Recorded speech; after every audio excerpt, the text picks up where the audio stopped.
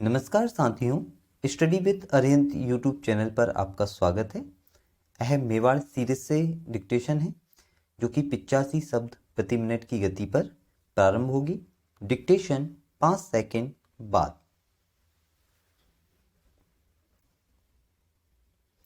बाल श्रमिक समस्या व्यक्तिगत विकास और देश की आर्थिक तरक्की में सबसे बड़ी बाधा है, खासकर तब जब दुनिया का आर्थिक ढांचा सूचना, जानकारी और ज्ञान की आर्थिकी पर टिका है।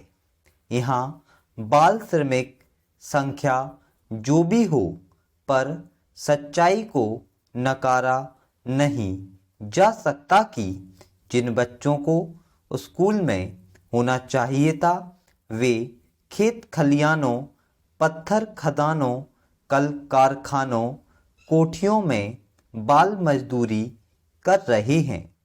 बाल मजदूरी विधेयक पारित किए जाने से बच्चों को शोषण, गरीबी, अशिक्षा और बीमारियों से निजात मिलने की आशा की जा सकती है।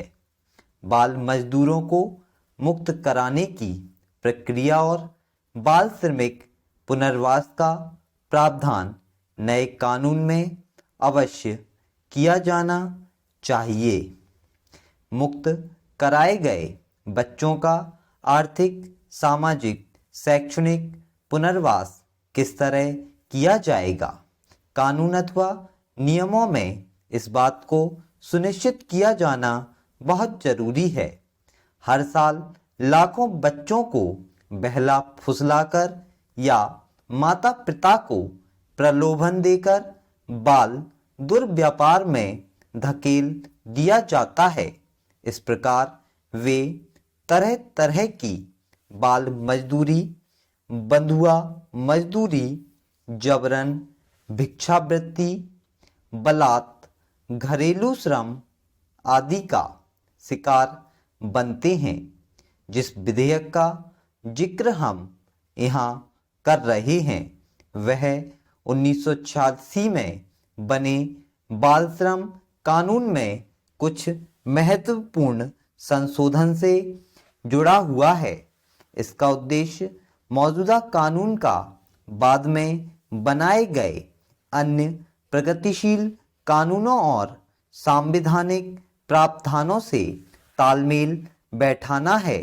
साल 1986 में बना बाल श्रम कानून खतरनाक उद्योगों के अलावा 14 साल तक के बच्चों की मजदूरी की इजाज़त देता है, जबकि शिक्षा का अधिकार कानून 2009 कम से कम 14 साल तक के उम्र के हर बच्चे को मुफ्त और अनिवार्य शिक्षा के बारे में गारंटी देता है।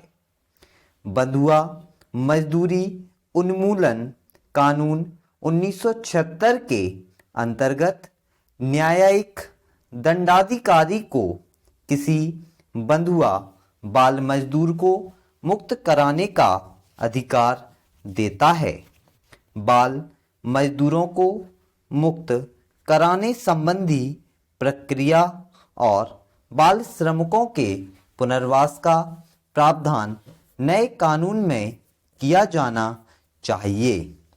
हम जानते हैं कि सिर्फ कानून बनने से सामाजिक बुराइयां और अपराध खत्म नहीं किए जा सकते, मगर उचित और प्रभावी कानून के बगैर भी यह संभव नहीं होता है। इसीलिए समाज के उपेक्षित वर्ग को न्याय और मानवीय गरिमा देने के लिए अच्छे कानूनों की जरूरत पड़ती है। मैं प्रधानमंत्री और श्रम मंत्री इस विधेयक को शीघ्र पारित किए जाने के संबंध में दिया गया आश्वासन का स्वागत करता हूं। प्रधानमंत्री जी के आश्वासन के अनुसार विधेयक पारित हुआ। इसके लिए मैं उन्हें धन्यवाद देता हूं। पुनः निवेदन करना चाहता हूं कि इस कानून में और सुधार किया जाना चाहिए। हमारे देश में बाल विवाह की जड़ें बहुत गहरी हैं, पर ऐसा नहीं कहा जा सकता कि इस समस्या का निवारण नहीं है। इस समस्या के पीछे इच्छा शक्ति की कमी होना एक कारण हो सकता है। यह जानना जरूरी हो गया है कि कानून इच्छा शक्ति का विकल्प नहीं हो सकता है। अक्सर हम कानून बनाने के उपरांत यह मान लेते हैं कि हमारा काम पूरा हो गया और बाकी प्रयास छोड़ देते हैं। असामाजिक बुराइयों के मामले में सिर्फ कानून पास हो जाने से समस्या का समाधान नहीं हो जाता। श्रीमान, आप केवल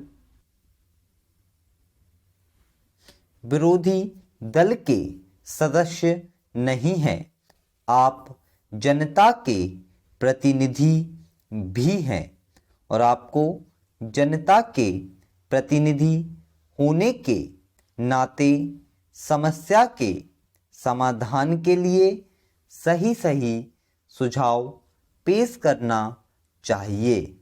इस समस्या को हल करने की जिम्मेदारी आपकी भी उतनी ही है जितनी कि शासकीय पक्ष की होती है।